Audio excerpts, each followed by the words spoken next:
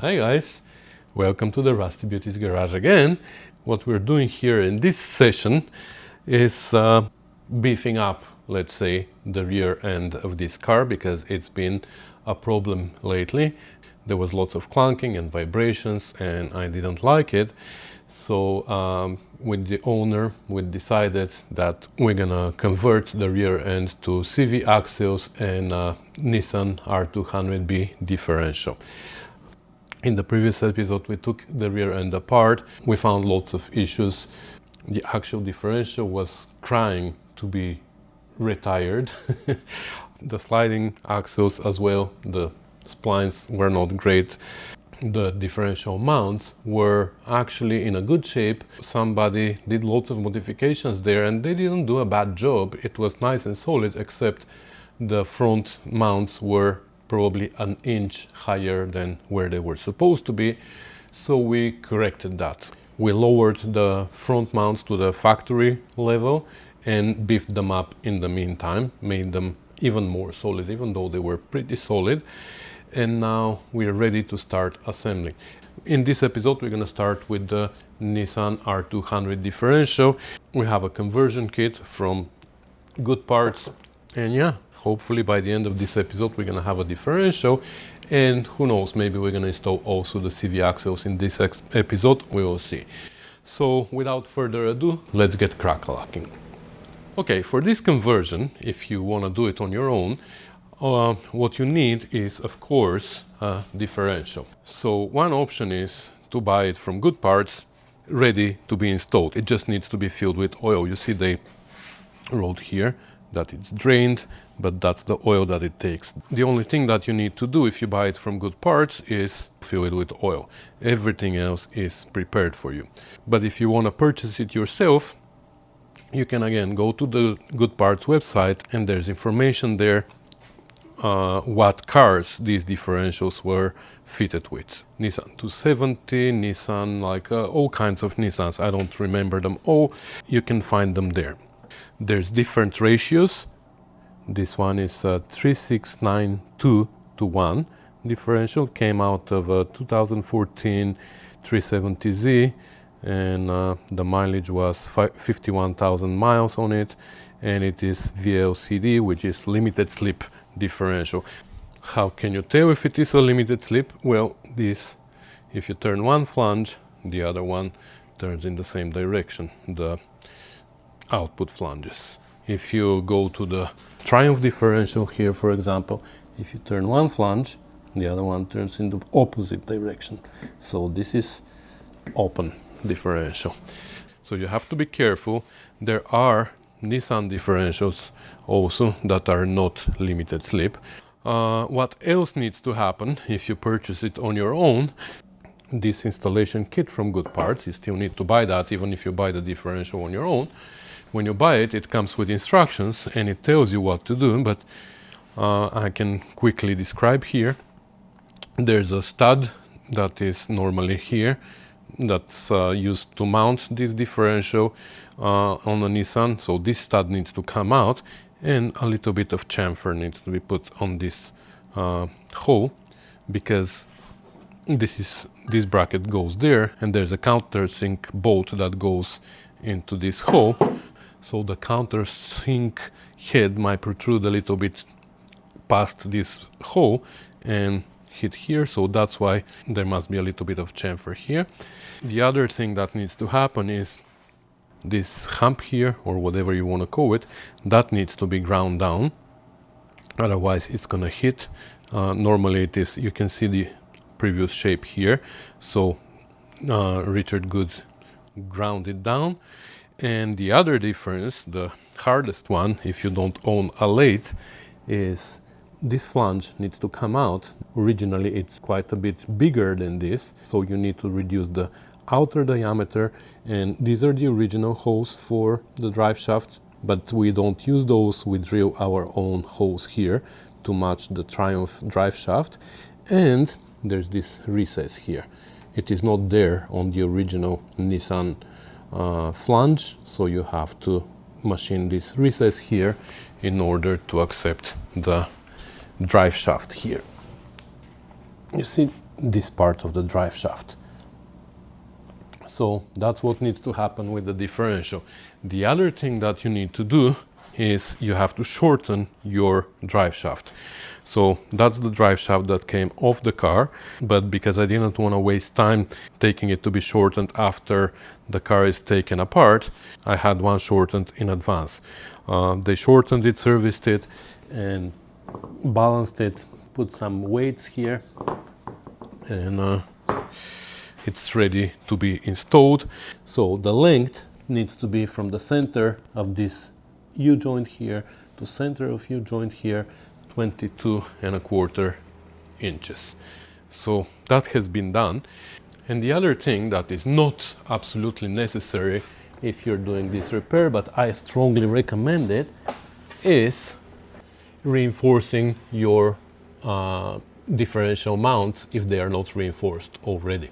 So this frame has been modified before, and you can see here they put tubes and these gussets here, or whatever you want to call them, but originally they're not there. And the original differential mounts here are very, very flimsy, and they are prone to cracking. Very, very often on TR6s, the right one specifically snaps right here, and your differential starts moving, and it's a problem. So if you're installing a Nissan differential, or if for any reason your differential is off the car, I always recommend reinforcing this. There are reinforcement kits available, and you can just purchase it and install it. It's not an easy job, especially if you don't have a lift. I've done it on the floor, on jack stands, multiple times, and it works. It's just not very easy. So here, like I said in the beginning of the video, somebody modified it already, and they had this pipe replaced, and they had these run already, but the mounts, the mounting surface here was an inch higher than where it is right now. This is the original height. Another thing that needs to be done on the car before installing the Nissan differential is this hump here needs to be pressed down, needs to be bent down. So I have a video that I'm gonna put a link here to. I installed a Nissan differential on our original frame, and it's pretty detailed, so I'm not gonna film everything in detail here, but what I did there was I put here a big square tube, and with a C-clamp I pressed this hump down and it bent. And the reason for that is because the flange of the differential here is protruding a little bit further than the original flange of the Triumph, so goes right above this hump. That's also the reason why we're shortening the drive shaft, right? So it's right above this hump, and it is very close to it. That's why we need to bend this down. So these are the changes that you need to do. Like I said, for me, they're already done. I mean, I've done this, and the differential we bought directly from Good Parts. So now we're just gonna follow instructions. Again, I'm not gonna go through everything with you. I've done it before, and if you wanna see it, follow the link, and I'm gonna put it also in the description of the video.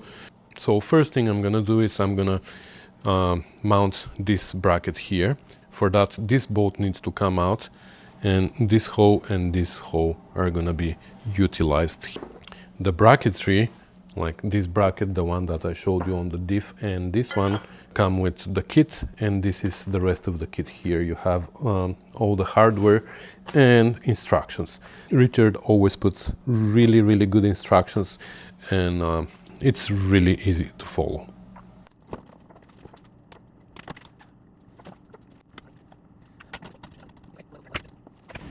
Wow, so that took 3 of these little bottles. This is 500 milliliters, huh? Okay, I thought it was more. Anyway, I could have poured the first 2 easily and then do the last one with the pump, but anyway, it took exactly 1.5 liters. All 3 bottles are empty now, so good to know. Okay, so you saw me pouring the oil, and that was one of the first instructions on the first page. I ruined them. Oh my god. Okay, still readable. So the whole first page is done now. First of all, here it explains what changes need to be done in case you have a differential that's not coming from good parts. Also what modification needs to be done on the car, everything that I explained already. Shorter drive shaft, bend that plate, which I already bent, I'll show you, and install the differential portion of the rear mounting bracket, which is this one, using, it explains which bolts and the torques. It says that we need to put medium strength thread lock, etc, etc. So everything is torqued. I'm not showing you all the details because we've done it before. So the rear is ready to be installed, including the frame portion. So they call it the differential portion and the frame portion of the rear mounting bracket. It's still not tight. That has to be tightened when it is on the car. Now we have to install the front mounting plate. Here I just wanted to show you the previous differential that I've done. It was missing these rubber washers, I guess, and that was because that differential was bought separately, not from good parts. The ones from good parts come with these mounts. On the last one I had to make my own, which I did on my lathe. But here we just need to make sure that we still have them. And now before we mount the front plate here, I want to test mount it to the car, because in this particular case with this car, as I said in the first episode, we had to do some modifications, because actually to modify the already made modifications there. So now the studs, the mounting studs that are on the frame, might be a little bit too short, and we might need to shorten these spacers. These are to mount the plate to the car. So let me show you. Okay, so as you can see here, these are much thicker studs than the original. As a matter of fact, they are not. I mean, they are a little bit thicker than the original. So this is the original, but the original one, the end is machined and much smaller nuts are used. So this frame, somebody modified it, like I showed you already, and they replaced the studs with heavier ones, which is fine. The only problem was that the surface was an inch higher than this. That's why I made the modifications to bring it back to original height. However, I couldn't move the stud, obviously, so now it might be a little bit too short. And that would have been a problem if we were using the original Triumph differential, but we are not. Here we are mounting this plate that comes with the kit and goes like this. And then we have these spacers here, which this one goes on this side because of this here. So with the cut that way, and this one comes here. So the length of these studs is not needed actually. We're using these spacers to compensate for the studs that are too long. And it's not a bad idea what they did here. They drilled for a split pin. So if we are able to calculate it, but the problem is now that if I want to use this hole for the split pin, I need to put the correct nut on the correct stud, because they were just randomly drilled. And I also need to measure the exact length for the spacer, so when the nut is in the right place for the split pin, it's also tight enough. So that's a lot of calculations that I'm not really sure I want to do. So what I'm gonna do is I'm gonna find lock washers for here, and we're gonna cut the spacers just enough so we can fit the spacer, a washer, a lock washer, and the nut, and we can also put thread lock on the nut. So the instructions also tell you that you have to bend the brake lines a little bit this way and get them out of the way, this one and this one, and I think I have it done properly, bent, but if I have to, I can bend them a little bit more. I think I can imagine that I can lift the differential up, push it forward, and then go up. So should be okay.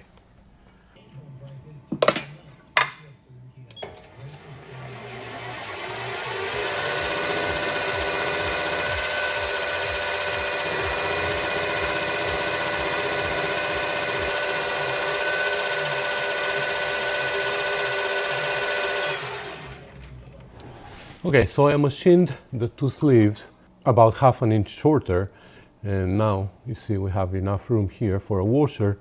And again, I'm also going to put thread lock on these nuts, so I'm not worried about it. They're not going to go anywhere.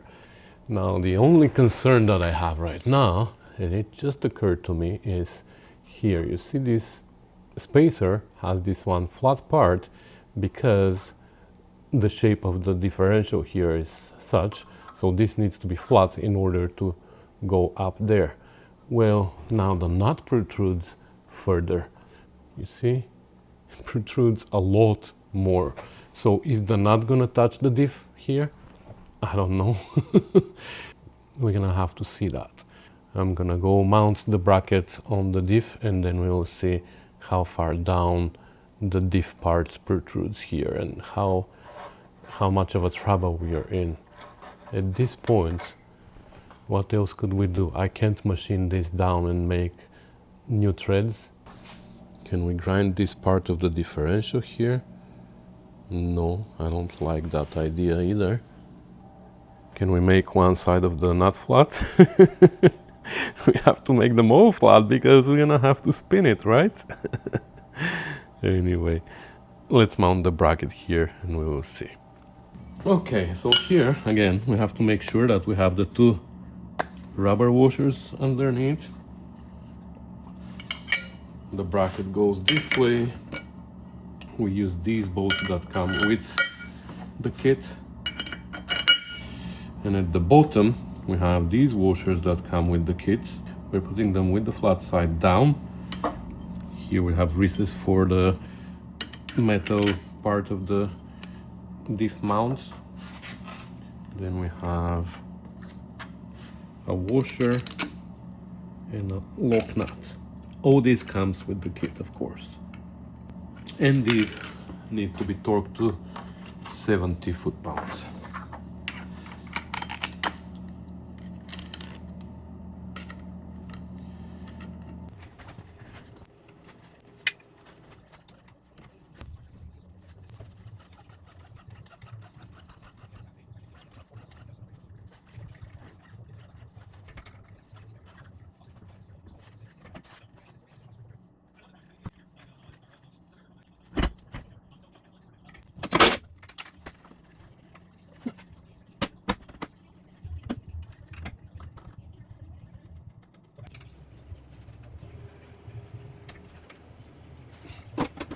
Okay, it is up.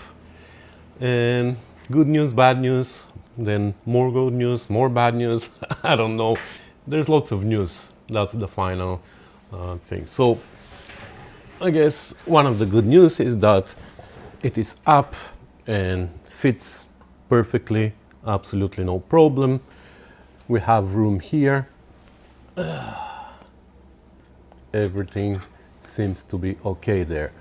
We have room for this nut. If you look at it this way, I can even put a socket on it. The rear end is up.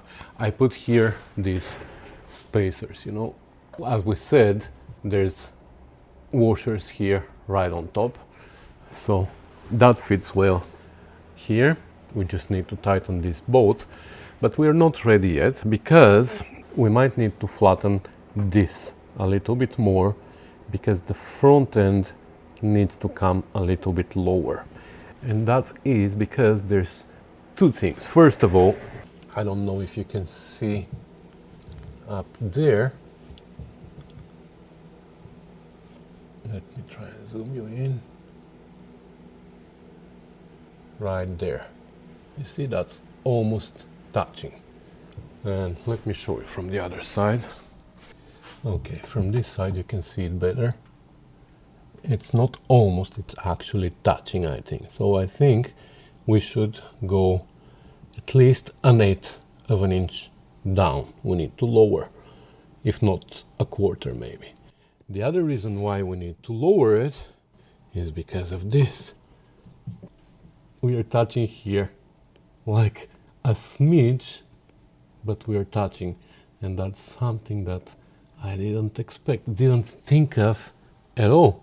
Like for me, these gussets here, or brackets, or whatever they are, were a good thing, and I never considered that that would be a little bit of an issue.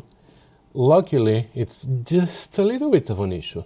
So by lowering the front end of the diff, we're gonna solve this problem as well. I'm just not sure if here that's gonna be a problem, so that's why what I'm gonna do is I'm gonna bolt the drive shaft now, and then we'll see how close we are to this upper t-shirt here. And if we have to, we're gonna bend it a little bit more, but I wanna drop the front end of the diff down a little bit. And how we're gonna drop it is we're gonna loosen these nuts, we're gonna lower it just a quarter inch, and we're gonna put spacers inside with a slot, like maybe these washers.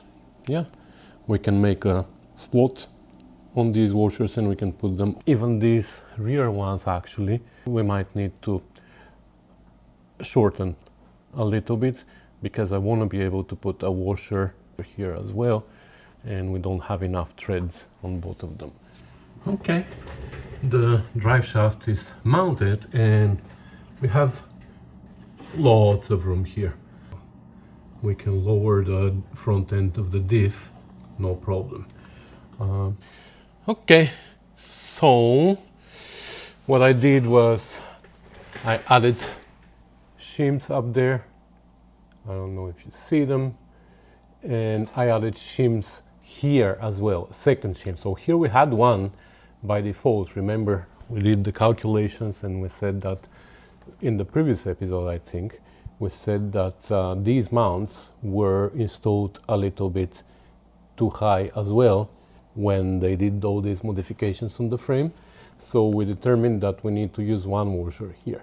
Well, now that we added a washer there, I added a washer here because to keep the relevance between the two. So that's perfect.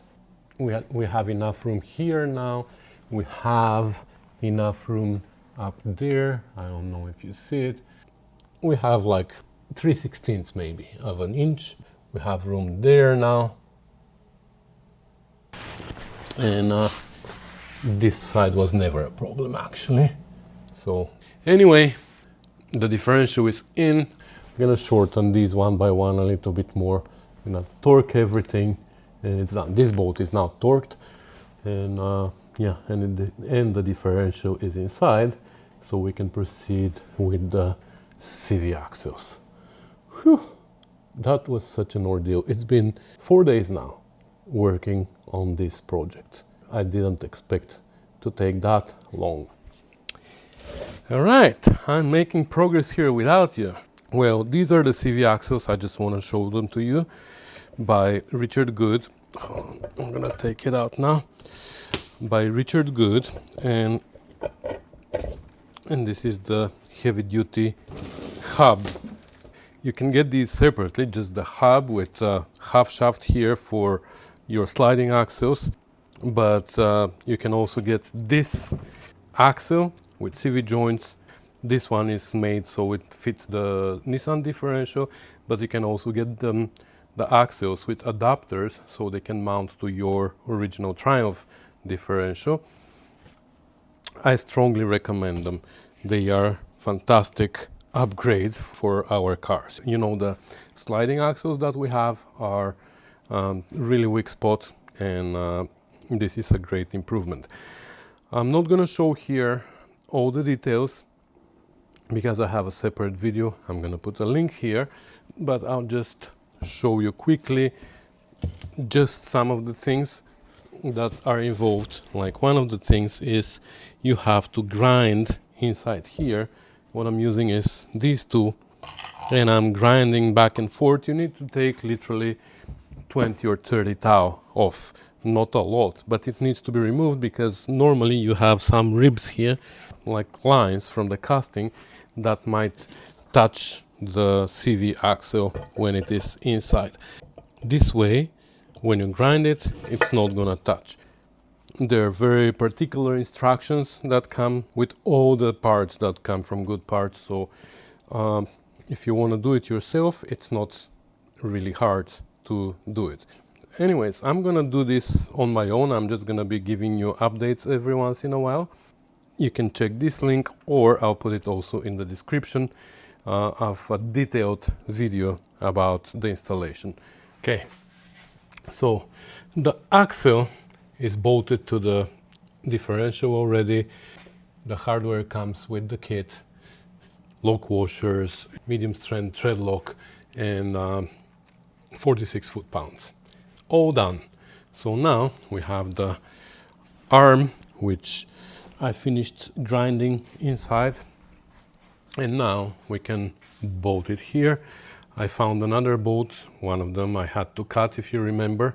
So now we're gonna put them from this direction, from inside out. We don't have other option anyway. And yeah, let's see how that's gonna go. So we have to fit the axle first, and then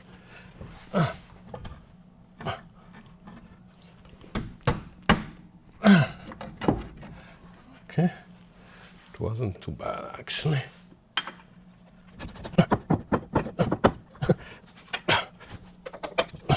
Okay, I need at least one to go. Okay, whew. That one went in. Now we can deal with the other one. Okay, nice. And now I can put the bolts, the nuts, I mean, and the spring. For the spring, if you remember, we were missing the collars. I mean, they were badly damaged. So I found these used ones. They're not bad. I mean, they're just used, but they're still pliable and not damaged. So we're gonna use those. I'm gonna put the spring. Let's see if we're gonna be able to fit it. I'm just gonna push this bolt through first.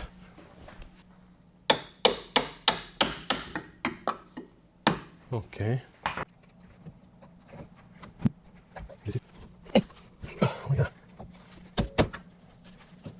Okay.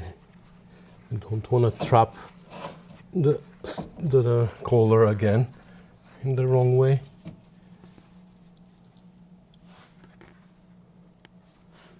Okay, that's perfect. And now we can jack the trailing arm up with my jack, and we're gonna put the shocks and the hub and all that.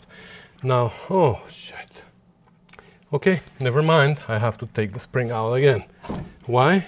Because there are some tests here that need to be done with the hub and with the shock and everything to see that we have enough travel here, and the CV axles in the lowest position and in the highest position. I forgot about that.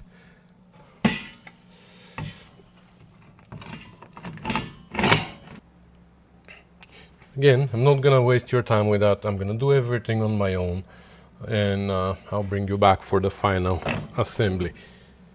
Alright, so this side is all assembled. The only thing that remains is the drum, but I wanted just to show you that everything is done. When I removed the spring, I tested the lower and the upper limits of the CV joints. How do you test it? Is lower the control arm to the lowest position possible. So in this case, the shock was fully stretched. And then I loosened this nut and allowed the trailing arm to drop another ½ inch. That shows us that the CV joints are not at their stretch limits when the shock is fully extended. The upper limit, I raised the arm all the way up until the shock was fully collapsed, and then I loosened this nut and I pushed the nut in, and that showed me that when the arm is fully up, the CV joints are not at their collapsed limit. And that's it. Then I lowered the arm again, I put the spring, the shock with the new bushings, put all the nuts now on the hub, torque them, and that's it. This nut is just a temporary nut. This is the permanent nut. You see, with a little bit crimped here. So when we put it, it is gonna lock, and it's gonna be 230 foot-pounds. Obviously, I can't do that on the hoist, so I'm gonna put these. They're too extra, but I'm gonna put this when the car is on the floor, the e-brake is on, etc., etc. For now, I can just put the drum, and I'm done with this side. Okay, the other side is installed now as well. Everything is reconnected. I'm going here through my checklist. Everything is torqued. Yeah, the only thing that's left is the permanent nut here, which we're gonna, like we said, we're gonna do later. This side as well, just double checking again, making sure we're not forgetting anything. This was secured there. Yeah, okay, so the differential and the CV axles are installed. I have a lot more work to be done on this car, but the rest of it is in the engine bay and inside the car.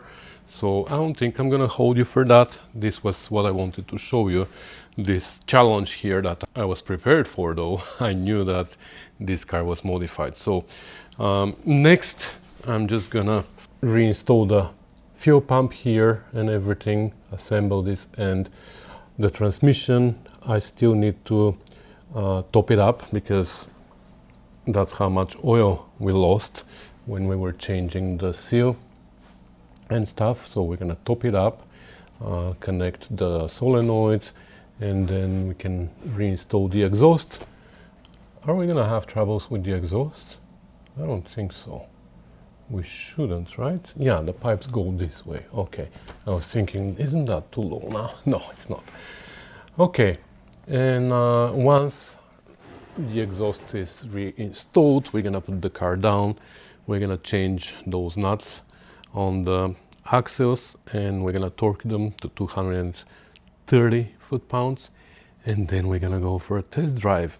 I think today is the last day, or tomorrow maybe, is the last day when the car can be driven, because on Sunday, which is the day after tomorrow, we're expecting snow and about 10 centimeters or 4 inches. So that's why I think about these gussets here. I'm gonna talk to David, and if he wants me to do those, we're gonna leave it as a spring project, because I won't have time for everything. And this is going to be one of the things that we can leave alone for now. David has driven the car for years like that, so it's fine if it sits over the winter like that. And maybe he even doesn't want me to do it, because I don't know, is this solid enough now that the frame is modified? Maybe it is. Maybe it's overkill if we want to do that. We will see. Anyway, I'm gonna do those things that I just listed on my own. I'm gonna clean up the garage a little bit, and we're gonna go for a test drive.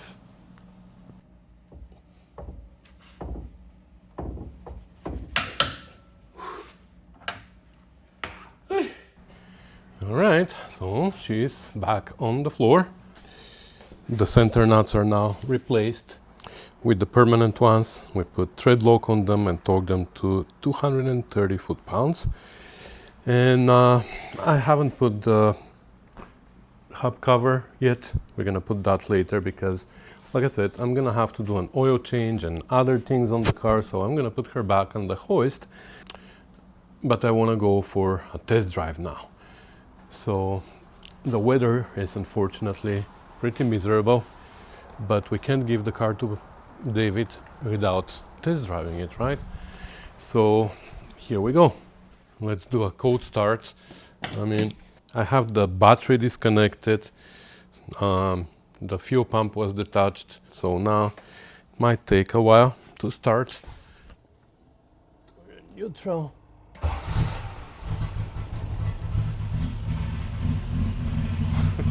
Holy crap. Okay. She runs.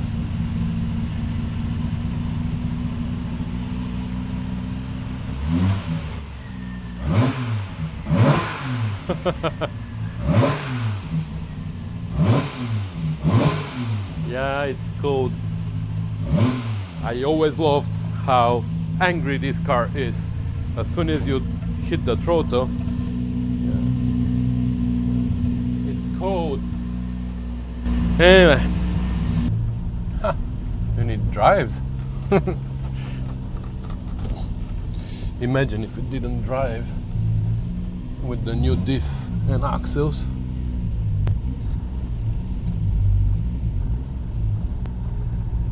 Are you coming with me? Okay, I'll come grab you. Okay, so before, just when I was going between reverse and first, there was a big clunk, and it's gone now. Okay, let's go. Of course, I want to go on the highway and see if the vibrations are gone, but so far so good. Sorry, the bumps here. My driveway is becoming worse and worse.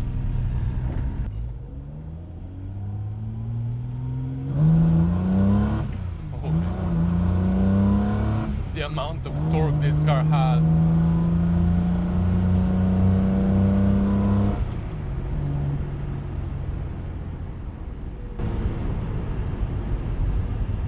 Okay. We're slowing down.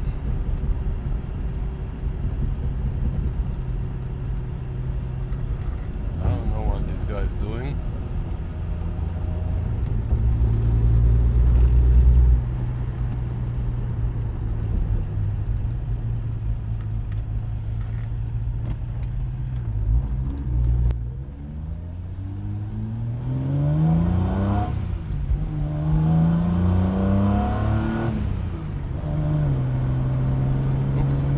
Overdrive was on, I forgot.